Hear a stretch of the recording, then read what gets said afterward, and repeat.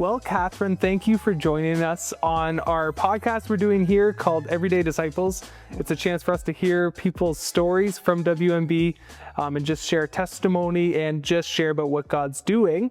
This is our fourth episode, so you're our fourth guest, so thank you for being here. Yeah. And why don't you just tell us a bit about yourself? Who is Catherine? Yeah, for sure. Thanks for having me. My name is Catherine Dick. I am married to Jesse. We've been married for 10 and a half years now, which is hard to believe. We live in Kitchener, quite close to Kitchener site, to Cambie. I'm originally from Peterborough, and that's where all of my family is, so I enjoy going back there to visit them when I can. And for work, I work as a lawyer for the Children's Aid Society in London, which is the equivalent of the Family and Children's Services here in KW. I've been there for 8 years, and actually just in the last month or two have transitioned into a new role there. So I am now the director of the legal department. So, wow, congratulations. That sounds very official and very, very high up there. That's very, very exciting. Yeah, it's a transition. And so I'm learning a bunch of new skills, how to manage people and departments. So figuring that out, but it's going well. That's very exciting. Yeah. And why don't you just share, this is a question I always ask everyone. It's a way for us just to hear about who you are in a different type of way. Yeah. So what are some things that make you feel fully alive? I really love being outside in nature. Just like being able to go for a walk in the woods just like brings me joy. I don't know if people know the Rockway Gardens. It's really close to the Kitchener site church, and there's a path there that kind of goes on the top, and you just walk through some trees, and it's just absolutely beautiful. No matter how bad of a day I'm having, I can walk through there, and it just like makes me smile. It takes the turn. I love that. Yeah. So being in nature, I love traveling, which is related, I think. Seeing all the like beautiful things that God has created all over the world is just truly a joy. And the various cultures and languages, and I love that. Yeah. I love that. I think there's something biblical in that, right? In the Sermon on the Mount, Jesus talks about like looking at the lilies of the field, the birds of the sky. He's like, God takes care of them. How much more am I going to take care of you, right? Mm-hmm. So sometimes it's just, it's what we need, right? Just to be into nature and be in nature rather, and just be like, yeah, it's going to be okay. If God could create all of this beauty, yeah, I think he has this. And I think he's got me in his hands. So yeah, I totally love that. Mm-hmm. My next question for you is just a bit of your story. Why don't you just share a bit of your faith story and how you came to know Jesus, and just a bit of insight into that? Yeah, for sure. So I had the enormous blessing and privilege of being raised in a Christian home with Christian parents who just really taught me and demonstrated in their lives what it means to have a deep relationship with Jesus and to faithfully live to follow him. So that has been a part of my life since I was a little kid. And I made that decision when I was quite young. And honestly, there's never been some major turning points or dramatic shifts. It really just has been a gradual process over time, by God's grace, of learning more about who he is and how to live in relationship with him, and as a faithful follower.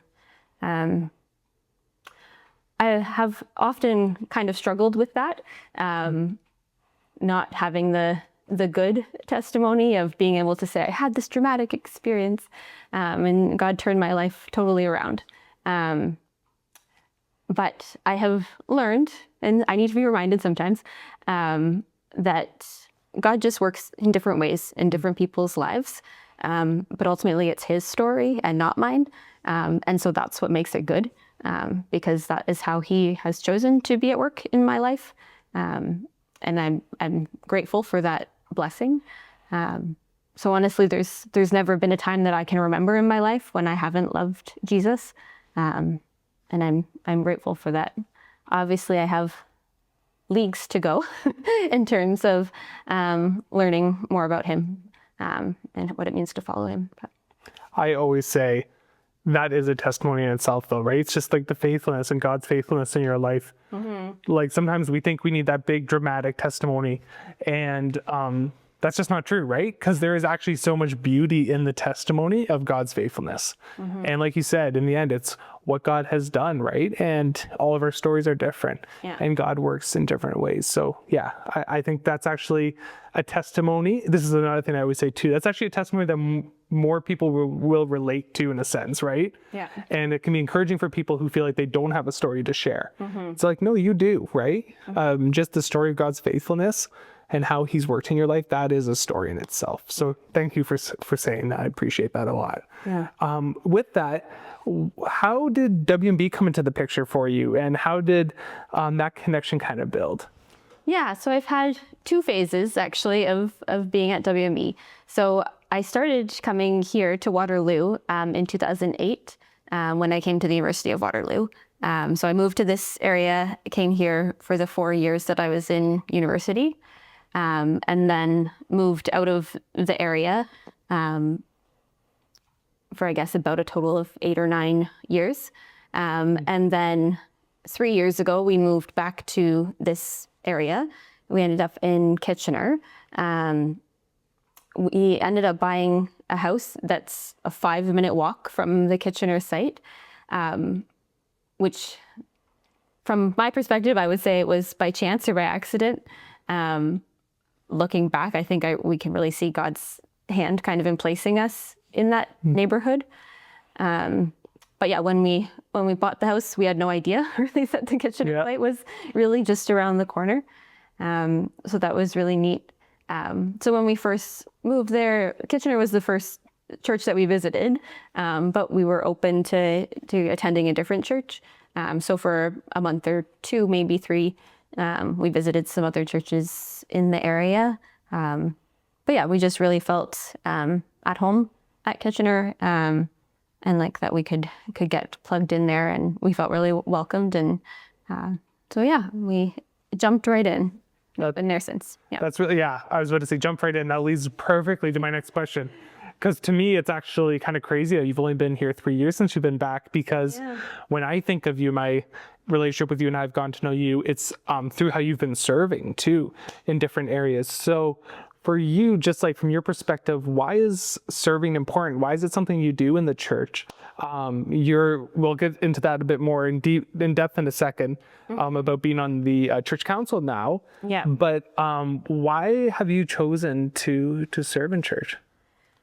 Yeah, I mean, similar to what I was saying about growing up in a Christian home, serving in the church has always been part of my life. My parents really modeled that for me. So, I mean, I was helping in kids ministry since I probably should have still been in kids ministry as a kid. We were always the first ones there, last ones to leave, all of those things. I can relate to that for sure. Yeah. So wherever I've gone to church, I always am looking for opportunities straight away to get involved. To be honest, actually, when we first came to Kitchener, it was at a bit of a difficult season, and I was like, okay, I'm going to give myself a little bit of time before I get involved. And I did. I took a couple months, but there are just some really awesome lay leaders in Kitchener in particular that knew me through like Jesse's connections or when I went to WMB. So like Lisa Shue, for example, or Doug Dedman were within a couple of months were saying, hey, would you be willing to serve in this capacity or this capacity? And so I was like, okay, I guess. Lisa Shue is pretty good at that. Yeah. If she has any hint that you might be a possibility of serving in Kitchener kids ministry, she will be there. And I love her for that. So then I started doing that. But it is, for me, it's part of being in the community. Because I think we are supposed to live out our Christian faith in community. It's not meant to be an isolated activity. And one of the best ways to do that is to serve and to get connected in that way and to give back. And I think we had the series recently on the spiritual gifts, and I think that just highlighted so well how we all have gifts and skills, and the church needs them. We're not only in a church to take whatever we can get, but to all give to one another, so that we can build one another up, and ultimately bring glory to God. Yeah, so related to that, there's a quote from Augustine that I wanted to share that came to mind as I was kind of preparing for this. It says, "Find out how much God has given you, and from it take what you need. The remainder is needed by others." And I came across that quote a number of years ago. And often I think about it in terms of financial means, like what do I need for my life and how can I be generous with the rest of it?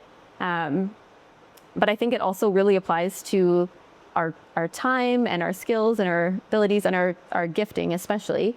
God has given us all of these things, and we do need what we need for ourselves, for our families, but he has given these things to be a blessing to others, and he has designed us to live in community so that we can use these gifts, and they are needed by others. I need the gifts that you have, and you need the gifts that I have, and that's how we are intended to work together in community. I love that.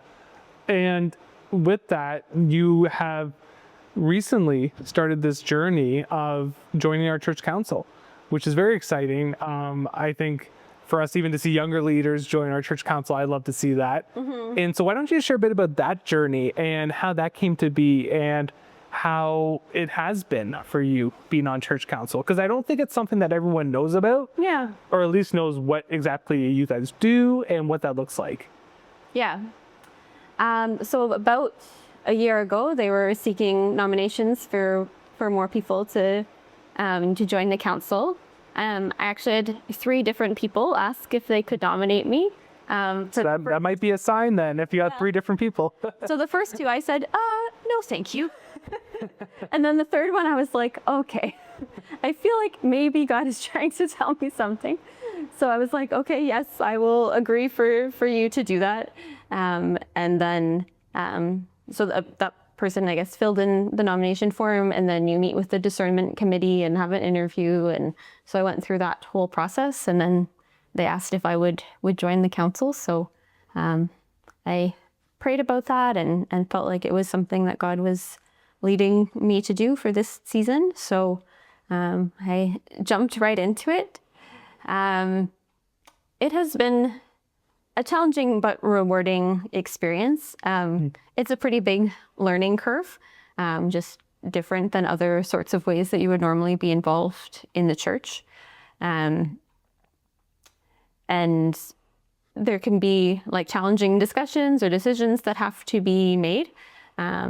And so kind of joining in on that, especially as someone who is younger, it can be a bit intimidating.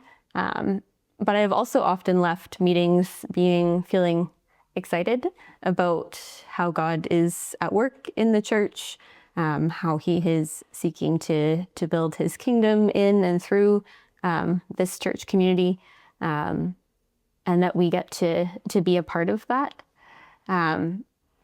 I also think it's neat to join council or for people to be on other committees that are connected to council, because it's an opportunity for people with different sets of skills to use those and giftings. Things you wouldn't normally think about in terms of, I serve at my church. So as a lawyer, I mean, there's not often day-to-day ways I can use my legal skills, but being on church council and on some of the committees, I can do that. Would be same for people who have a finance background or perhaps human resources or communications, that sort of thing. Because yeah, those skills are really needed. And it's largely a behind the scenes sort of role. But it's really important for a healthy church community to have that oversight and leaders who are committed and are praying for the church and seeking God's direction for it. I love that. And just to connect back to your testimony, to the Augustine quote, and to everything we've been talking about, you said it's a bit of a behind the scenes role, but it's one that just takes faithfulness too, right? And it takes a lot of prayer, and it takes a lot of just seeking what the Lord has for us, right? So I know we're starting to look at this time for nominations for the next year for council. And sometimes people might be wondering, am I worthy enough, right? That maybe was a question you asked. Like, am I really good for this? Do I really bring anything to the table, right? And yes, there's many different pieces, and we said some of it's legal, some of it's financial, and all of that. But then a lot of it is just faithfulness, love, and prayer for the church, right? And it's, do you love the church? Do you love the bride of Christ? And that's kind of the heart posture where you want to start with.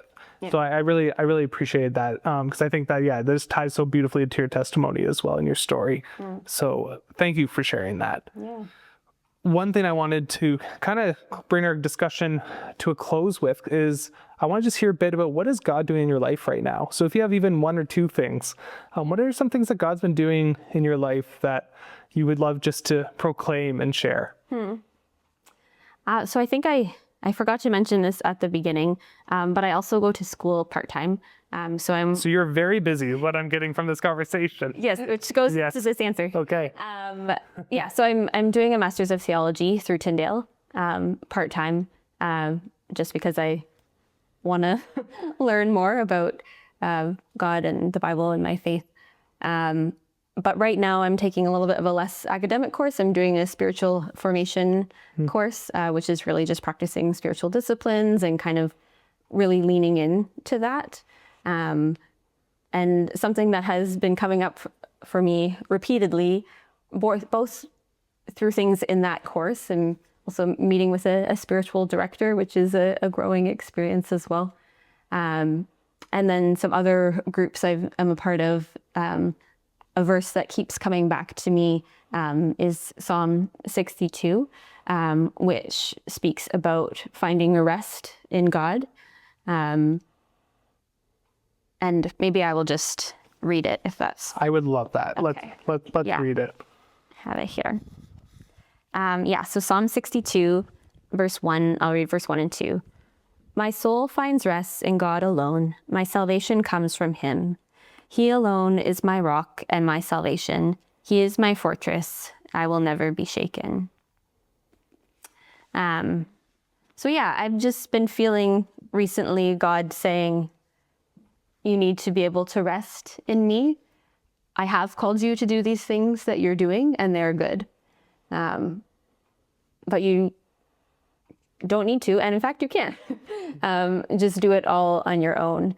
I have a tendency to be a bit independent and think, I can do this, I have the skills, I have the ability. And I believe God has given me those things, but it has to be on the foundation of just finding that rest in him, and not, just trying to do it all on my own for the sake of being able to do it and saying that I did it. But just being able to take the time daily, and be in his presence and rest in him. And from that, draw the strength that I need to do the things that I believe that he has called me to do. And there's also a song, it's quite old, it's from the 80s. Quite old, very old. It's older than me. It's older than me too. I am from the 80s, but just the very last bit of it. It's called Only in God. It's by a duo called Wendy and Mary. And it is basically singing this psalm. And I didn't know the song. It was one of my mother-in-law's favorite songs. And 2 years ago, was the 10th anniversary of her passing. And so we as a family recorded that song, just at the Kitchener Library, actually. You can use recording studios there. And it had struck a chord with me kind of when we recorded it. And then just over the last few weeks, it's just been going through my head over and over. So I've just been listening to the recording that we did of it. And then just the other day I realized, oh, this is the same, like they're singing this same song. Like for some reason I hadn't made that connection. So just the way that yeah, God just keeps bringing that up to me because it's so easy to say, oh, I'm so busy. Oh, I have all of these things and I don't have time for just resting in God. But that has to be the foundation in order to be able to do those things, all the other things well and in a way that is going to bring glory to God and ultimately be fruitful. And we saw that in Jesus's ministry, right? Like as Jesus went, he took those times to pause and to be in communion with the Lord. So yeah, I think that's so vital for us, right? It's about just actually being really intentional, really valuing that, right? And being like, no, I'm going to prioritize that in my life. And that's hard work. It is hard work to prioritize that, but it is beyond the fruit. It goes beyond that work. So yeah, thank you for sharing that. And thank you for just having this discussion with us. And we're recording this in our Waterloo site family room. So for those who've watched this podcast before, a bit of a new location. If you listen to it, you probably wouldn't know any different. But yeah, thank you, Catherine, for just joining us here and having this discussion. Yeah, for sure. Thanks so much for having me. It's great.